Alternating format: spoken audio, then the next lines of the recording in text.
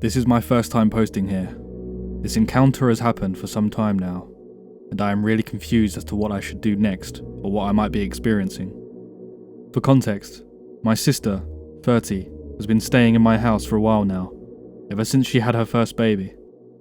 To support her during this time, my parents and I, 19, decided to let her live with us whilst her husband was away from home working. The experiences first started around a month after my sister moved in with us. Along with my niece, my sister also brought things such as a cradle swing. It's this cradle swing that resulted in the first unexplained experience. This cradle swing has a device on the top that can play nursery songs to keep the baby occupied. Every time my family and I eat dinner and my niece is awake, we would place her in the cradle swing and play a song to occupy her whilst we eat. The cradle swing is in the living room, which is just across from the dining room and down the hallway from my study room. One time I was studying, and then out of nowhere, I heard the swing chair's music box go off in the living room. I walked to the living room to see if my niece was in it, but there was nobody there, just the cradle swing, which was playing one of the nursery songs that it had inside. The light in the living room was on, but no one was there. Now what struck me as odd was that my mum, who at the time was taking care of my niece, was upstairs in the bedroom tucking my niece to sleep. My dad at the time was attending a meeting at his workplace and couldn't show up back home until he was done. My sister was on her way back from her job, so basically it was just my mum, my niece, and me in the house. There was no way my mum could walk down from her bedroom, turn on the cradle swing, and then walk back up the stairs without making a single sound. I walked up the stairs to confront my mum about it. She just said, "What? I've been up here all this time to tuck your niece into bed." This happened once again when I came back home early from uni. My mum was away buying groceries, but my sister was here this time. I was in my bedroom, and my sister was in her bedroom too. Suddenly, the cradle swing started playing a nursery song, and my sister and I got out of our bedrooms and just looked at each other. We headed downstairs, and to our shock, the swing was playing by itself. My mum and dad were nowhere to be seen. These occurrences would happen randomly. Sometimes they would happen during the day, like when my sister and I were in the house, or during the night when my parents were in the house.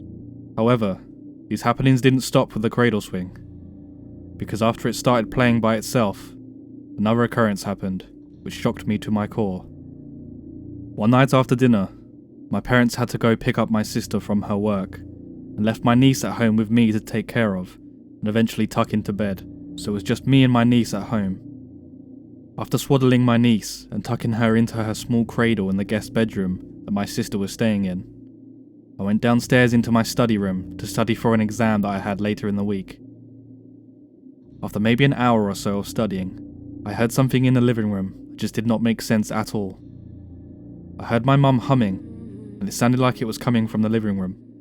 I would like to give this some context. When I was little, my mum would hum this lullaby to me whenever I was going to sleep.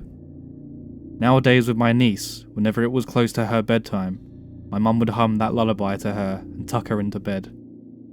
That same lullaby, the very same that put little me and my niece to sleep, was coming from someone or something in the living room. I stopped what I was doing and just listened. Whatever or whoever it was, they sounded exactly like my mum.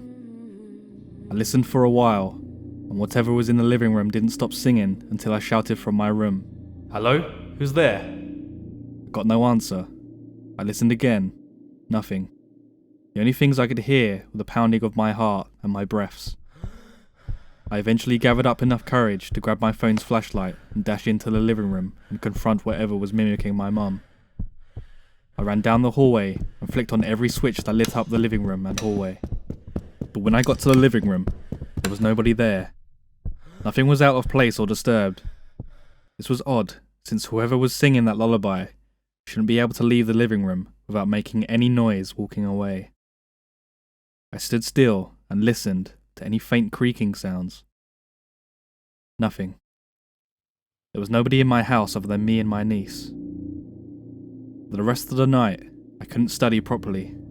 The thought of listening to whatever or whoever it was mimicking my mum sent waves of dreaded chills down my spine.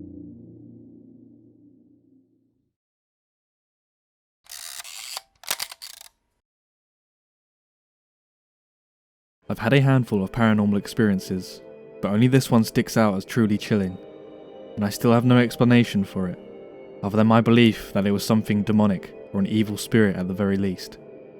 It was at my brother's friend's house, where my brother had left some of his things and asked if I could pick them up for him since he was currently out of state. Being the loyal brother I am, I went to go get them, but decided to bring a few friends of mine with me since I had already made plans with them and figured this would only take a second.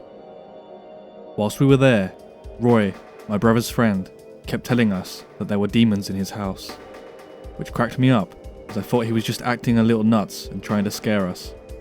But a first strange occurrence happened when I started to collect my brother's stuff. Amongst my brother's items was his old Bible.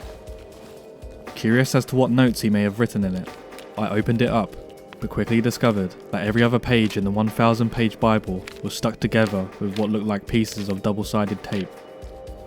Although strange, I still did not believe it was something supernatural, that it must have been part of Roy's prank, or some other rational explanation, but what happened next confirmed it. One of my friends, Mike, had to take a call from his then fiancée. The moment after stepping outside, I saw him come back inside the house, walk across the room, and into the hall without looking at me. Since this was a house he was not familiar with, I thought it was extremely odd that he didn't say anything or ask where the bathroom was, for example, as I figured that's where he must have been heading. I called out to him, but there was no response. I walked out into the hall where he went into, and it was just darkness. I called out to him again, no response. At this point, it felt like the temperature had dropped 10 degrees, and I could have sworn the classic cliche of the door closing behind you was starting to happen. I propped the door open with my hand before it could close, and promptly went outside to find Mike still on his phone. I asked him if he had just come inside to use the bathroom or something, and he said, "No dude, I've been talking on the phone, I don't even know where the bathroom is." As he saw the look on my face, he asked, "What's up?" And I quickly responded with, "We need to leave." As soon as we pulled out of the street, I explained everything to him in the car, at which point he clearly denied entering the house in that manner and felt very uncomfortable knowing the story. We both agreed to never visit that house again.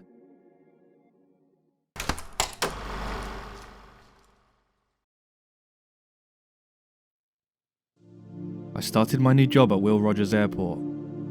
I say new job, but I was really just moved to a different airline and working in the same ramp agent position. Now, I have to tell you that I have a crippling fear of heights. My least favourite part of being a ramp agent is when I have to climb in the cargo bin on a rear-loading plane because it's about 20 feet above ground. This particular night was a strange mix of a few factors, creating an uneasy feeling. The first ambient setting condition is that it was raining, not just lightly, but pouring rain with a few scattered lightning flashes and random power surges. Every now and then, we have dead bodies transported in the cargo bins. This was one of those occasions, and tonight was my lucky night apparently, because my manager told me I was throwing this plane.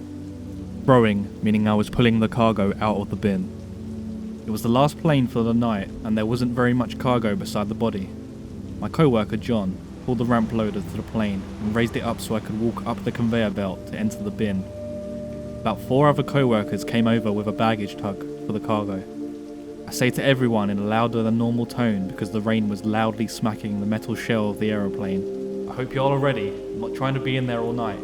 John laughed and said, "Don't worry about it. Maybe you can make a new friend in there," in reference to the body.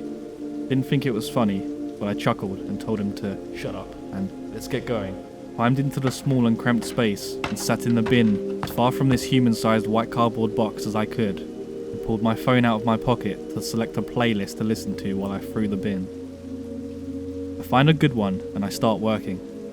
The conveyor belt moves at a snail's pace, and you have to wait until they scan each individual package, so I can't just throw them as fast as I want to get out of there. About 10 minutes into it, I'm getting closer and closer to this box, and my music stops playing. I've had earbuds that short out when they get wet, so in the front of my mind, I automatically assume that the rain somehow got in and I just needed to shake a little water out of them.